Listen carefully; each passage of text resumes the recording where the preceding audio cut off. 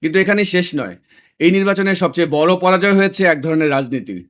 আর সেটি হচ্ছে anti Indian আবেগকে উস্কে দেওয়ার রাজনীতি, বিভাজন তৈরি করার রাজনীতি, উত্তেজনাকে পুঁজি করার রাজনীতি। এই রাজনীতি জনগণ গ্রহণ করেনি। গত ১৭ মাসে জামায়াত এনসিপি জোট ও তাদের মতাদর্শিক বলয়ে এই যে আবেগনির্ভর বয়ানকে সামনে এনেছিল, মানুষ বলেছে, "আমরা স্থিতিশীলতা চাই, আমরা শান্তি চাই।"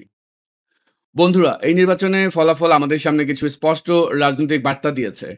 প্রথমে একটি বাস্তবতা স্বীকার করতে হবে, বাংলাদেশ জামায়াত ইসলামের সঙ্গে জোট না করলে এনসিপির নেতারা নিরাপত্তা হুমকিতে তো ছিলই, অনেক প্রার্থীর হয়তো জামানতও বাঁচাতে পারতেন না।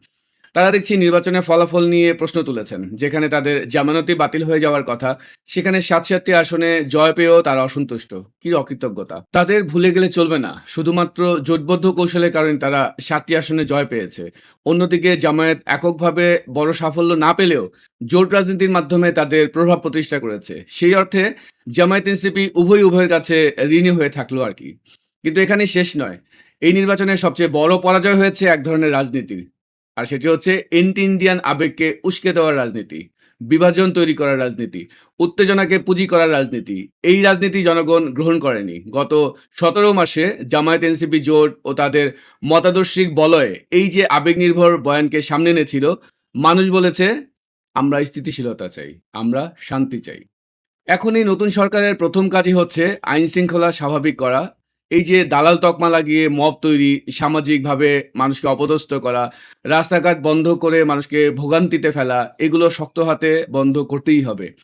যদি রাষ্ট্র দুর্বল হয়, বিশৃঙ্খলা শক্তিশালী হয়। নিরাপত্তা বাহিনীকে পেশাদার ও নিরপেক্ষভাবে কাজ করার সুযোগ দিতে হবে।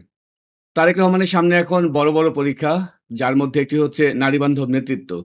নারীবান্ধব নেতৃত্ব শুধু বক্তৃতায় নয়, নীতিতে, প্রশাসনে, সিদ্ধান্তে সব জায়গায় তাকে প্রমাণ করতে হবে। দেশের অর্ধেকেরও বেশি জনগোষ্ঠী নারী। সাম্প্রতিক বাস্তবতায় নারীদের বড় একটি অংশ জামায়াতমুখী রাজনীতি থেকে সরে এসেছে। কেন সরে এসেছে, সেই বার্তাটি বুঝতে হবে। একজন পশুপ্রেমী হিসাবে তার যে মানবিক ভাবমূর্তি ইতিমধ্যে তৈরি হয়েছে, সেটি যেন শুধু তার ব্যক্তিগত গুণ না থেকে রাষ্ট্রীয় নীতিতেও প্রতিফলিত হয়, তেমন উদাহরণ তৈরি করতে হবে। আরেকটি গুরুত্বপূর্ণ বিষয় হচ্ছে বাংলাদেশ আওয়ামী লীগকে মূলধারার গণতান্ত্রিক চর্চায় ফিরিয়ে আনা। প্রতিদ্বন্দ্বিতা থাকবে কিন্তু প্রতিহিংসা নয়। গণতন্ত্রে প্রতিপক্ষকে নিশ্চিহ্ন করা নয়, বরং প্রতিযোগিতা করাই যেন লক্ষ্য হয়। ডক্টর মোহাম্মদ ইউনূসের গত ১৭ মাসের ভূমিকা নিয়ে বিতর্কের অন্ত নেই, তার ব্যর্থতা সীমাহীন। এ ব্যাপারে যেকোনো মানুষেরই একই কথা।